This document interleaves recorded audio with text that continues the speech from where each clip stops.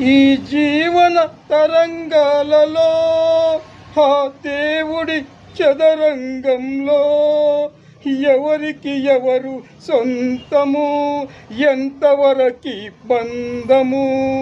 ఈ జీవన తరంగాలలో ఆ దేవుడి చదరంగంలో ఎవరికి ఎవరు సొంతము, ఎంతవరకి బంధము?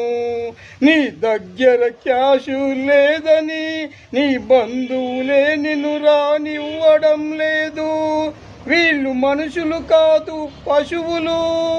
కోట్ల డబ్బుల కోసం ప్రతి ఒక్కడు నిత్యం చస్తూనే ఉన్నారు. వీళ్ళలో మానవత్వం లేనే లేదు. ఈ జీవన తరంగాలలో ఆ దేవుడి చదరంగంలో ఎవరికి